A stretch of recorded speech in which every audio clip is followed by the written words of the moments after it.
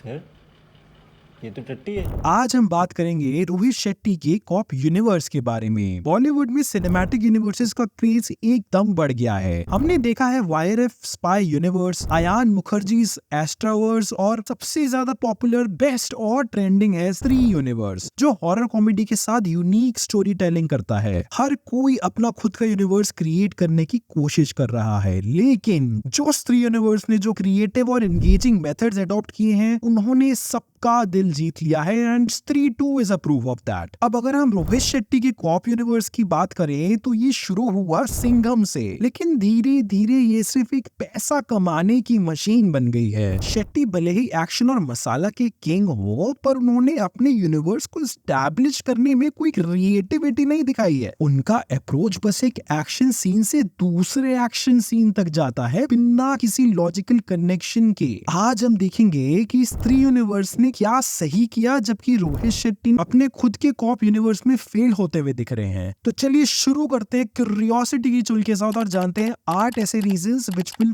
Prove this. Organic setup. स्त्री की कहानी शुरू होती है एक सस्पेंसफुल नोट पर, जो ऑडियंस को हुक कर देता है। आखिरी 10 मिनट में जब श्रद्धा कपूर बस में बैठे बैठे सडनली डिसअपीयर होती है, तब सबको समझ आता है कि कुछ तो गड़बड़ है। ये मोमेंट सिर्फ डर नहीं बल्कि क्यूरियोसिटी भी बढ़ाता है। और म्यूजिक का यूज भी इस सीन में इम्पेकेबल है। वो अधूरा छोड़ दिया गया है एंड में, जो ऑडियंस को सोचने पर मजबूर करता है कि कुछ बड़ा होने वाला है, and it gives a feel of something incomplete. इस मोमेंट का इम्प्लीकेशन है कि ये सिर्फ एक कहानी का अंत नहीं है, बल्कि इस यूनिवर्स में और कहानियां आने वाली हैं। इस तरह का ऑर्गेनिक सेटअप दिखाता है कि फिल्म मेकर्स ने सोचा है कि कैसे ऑडियंसेस को आने वाले सीक्वल्स के लिए एक्साइटेड और प्रिपेयर्ड रखा जाए। कॉन्ट्रास्ट करते हैं रोहित शेट्टी से, जहां उनके फिल्म्स में ऐसे सटल हिंट्स नहीं होते और ना ही थे इन सिंघम पार्ट 1। लेकिन क्या रोहित शेट्टी ने सिंघम में सोचा था कि ये एक यूनिवर्स बनेगा? नहीं। I think I disagree with you about the sequel part of Singham. I think there's a definite sequel over there. You need not be having a police guy over there. You can be having maybe a lawyer. You can be having some other thing. The spirit of Singham.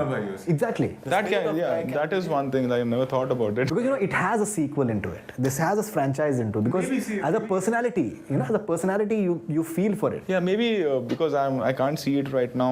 बस ऐसे ही बाद में milking the cow type sequels बनाने लगे और बस universe बन गया। And that is the reason उनका यूनिवर्स बस एक्शन सीन्स पर फोकस्ड है, जहां ना कोई सस्पेंस है और ना ही कोई इंट्रीगिंग म्यूजिक एलिमेंट। बस एक फाइट सीक्वेंस के बाद दूसरा सीक्वेंस होता है बिना किसी डेप्थ के। ये ऑडियंसेस को सिर्फ एक रिपीटेटिव एक्सपीरियंस देता है सैडली, एंड ना ही उन्होंने किसी सिंघम पार्ट 1 में कुछ प्रिपेयर किया ऑडियंस को for the next part. I mean Singham 1 में थी काजल और सेकंड में आ गई Kareena. Anyways, moving on. Detailed character arcs. स्त्री और भेड़िया दोनों में कैरेक्टर्स का डेवलपमेंट काफी अच्छा है। स्त्री 1 में श्रद्धा कपूर का कैरेक्टर सिर्फ एक घोस्ट नहीं है, वो एक कॉम्प्लेक्स पर्सोना है जिसे हम समझते हैं कि इसकी एक बैक स्टोरी है। भेड़िया में वरुण धवन का कैरेक्टर कैसे चेंज होता है over the film for the good. In character की स्ट्रगल्स और इमोशंस को अच्छे से दिखाया गया है। लेकिन रोहित शेट्टी के यूनिवर्स में कैरेक्टर्स का डेप्थ और आर्क अक्सर कम या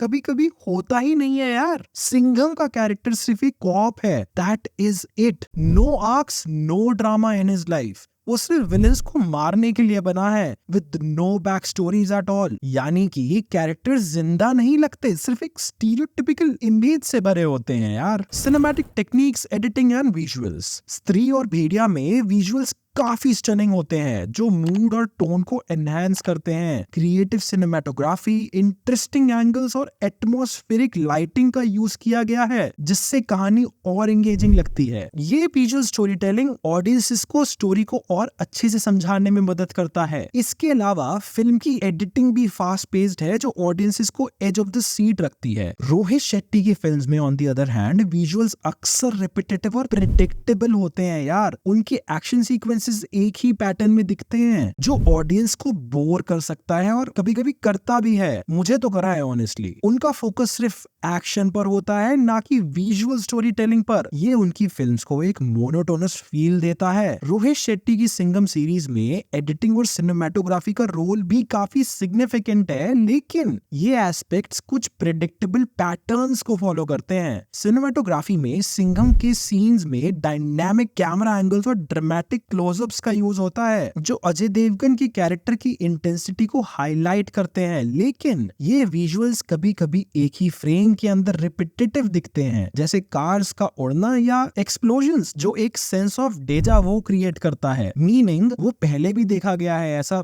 लगता है देखते हुए। एक्शन सीन्स में कट्स काफी क्विक होते हैं जो मूवमेंट्स को इम्पैक्टफुल बनाते हैं, लेकिन इमोशनल सीन्स में ट्रांजिशंस थोड़े एब्रप्ट हो जाते हैं, पता नहीं क्यों, जो ऑडियंस को डिस्कनेक्टेड फील करवा देते हैं एकदम से। इस तरह सिंघम की एडिटिंग और सिनेमेटोग्राफी ऑडियंस को एंटरटेन जरूर करती है, लेकिन उनकी क्रिएटिविटी और नैरेटिव कोहेरेंस की कमी से कहानी की डेप्थ काफी मिस हो जाती है। ओवरऑल ये फिल्म्स विजुअली अपीलिंग है, पर उनका एसेंस एक प्रेडिक्टेबल फॉर्मूला में बंद कर रह जाता है यार। Crossovers done right. स्त्री यूनिवर्स ने भेड़िया के साथ एक फ्लॉलेस क्रॉसओवर किया इन स्त्री 2। भास्कर की कहानी नेचुरली इंटीग्रेट होती है स्त्री के वर्ल्ड में, जहां सुपरनैचुरल एलिमेंट्स एक दूसरे के साथ मिलते हैं। ये अलग अलग कहानियां एक ग्रेटर यूनिवर्स को क्रिएट करती हैं, जहां कैरेक्टर्स एक दूसरे को जानते हैं और उनके एक्शंस से कहानी का फ्लो बना रहता है। ये इंटीग्रेशन काफी क्रिएटिव और सीमलेस एंड नेचुरल लगता है, जिससे लगता है कि ये सारी कहानियां एक ही वर्ल्ड का पार्ट हैं। ऑडियंसेस को हर फिल्म देखते वक्त लगता है कि वो किसी बड़ी कहानी का हिस्सा हैं। वहीं रोहित शेट्टी की फिल्म्स में क्रॉसओवर कभी अच्छे नहीं लगते यार। अबे खड़े मत रहे भाई, चलाओ जल्दी आओ। आराम से प्लीज वेट।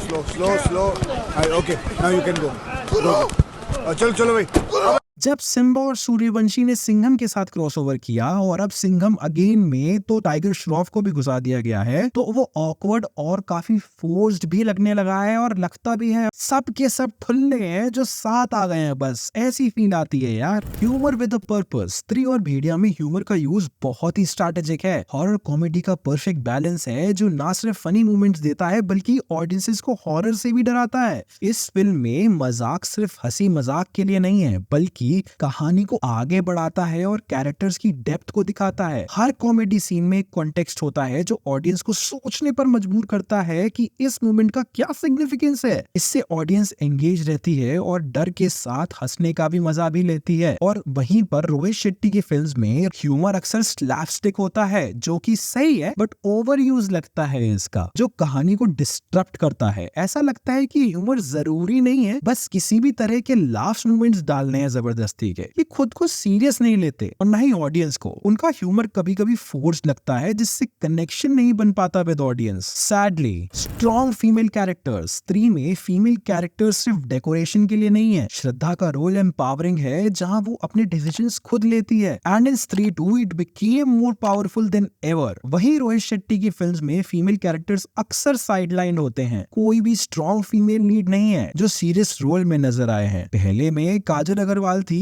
जिनका सेकंड पार्ट से कोई लेना देना नहीं था।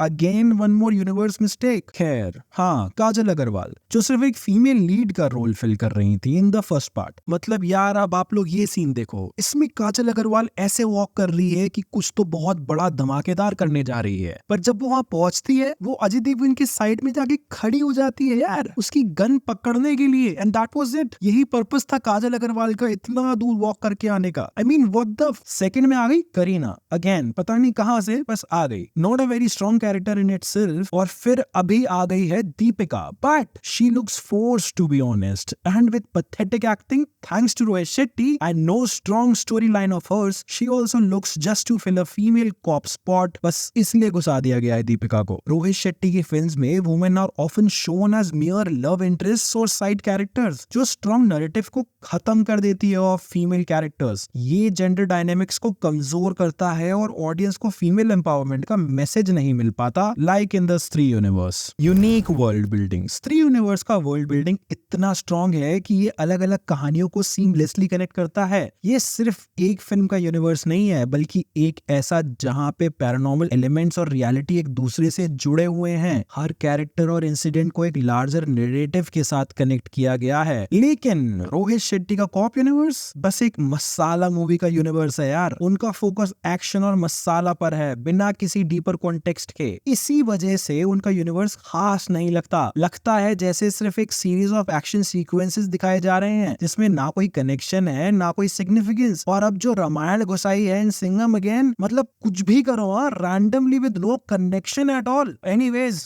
Moving on. Getting frustrated now honestly. Meaningful themes and messages. स्त्री की कहानी में जेंडर रोल्स, सोसाइटल फियर्स और मिथ्स को एक्सप्लोर किया गया है। ये कल्चरल इश्यूज को एड्रेस करते हुए एक स्ट्रॉन्ग मैसेज देती है। इस फिल्म का एम सिर्फ एंटरटेनमेंट नहीं है बल्कि सोशल कमेंट्री भी है जो ऑडियंस के लिए रिलेटेबल है और सोचने पर मजबूर करता है ऑडियंसेस को। Like in Bhediya it was about the nature, in Stree it was about the women empowerment. ये थीम्स ना सिर्फ स्टोरी को गहरा करते हैं बल्कि ऑडियंस को उन टॉपिक्स पर सोचने के लिए मजबूर करते हैं। इस तरह से ये फिल्म सिर्फ एक हॉरर कॉमेडी नहीं है बल्कि ये कल्चरल फिनोमिनन बन जाती है। रोहित शेट्टी की फिल्म्स में थीम्स अक्सर सरफेस लेवल पे होते हैं, दैट्स इट। उनका फोकस सिर्फ और सिर्फ एंटरटेनमेंट पर होता है बिना किसी डीपर मीनिंग के। इसी वजह से उनकी फिल्म्स में कोई लॉन्ग लास्टिंग इम्पैक्ट नहीं होता और ऑडियंस सिर्फ एक टाइम पास एक्सपीरियंस लेकर चली जाती है यार। तो सम अप करते हैं, जबकि रोहित शेट्टी ने एक्शन जॉनरा में कंट्रीब्यूट किया है नो डाउट, उनकी सिनेमैटिक यूनिवर्स बनाने की कोशिश कुछ खास नहीं कर पाई है। पर स्त्री यूनिवर्स एक शाइनिंग एग्जांपल है कि thoughtful story telling, cultural engagement और इंटरकनेक्टेड नैरेटिव्स कैसे ऑडियंस पर लास्टिंग इम्पैक्ट डाल सकता है। अगर शेट्टी भाई को अपनी सिनेमैटिक यूनिवर्स एस्टैब्लिश करना है तो उन्हें अपने काउंटर पार्ट से सीखना पड़ेगा। इनोवेटिव स्टोरी टेलिंग और मीनिंगफुल एंगेजमेंट को अपनाना होगा। ये रैंडम रामायण कहीं घुसा दी, सिंघम पार्ट 2 में कुछ करीना घुसा दी, काजल गायब हो गई, ये सब नहीं चाहिए भाई।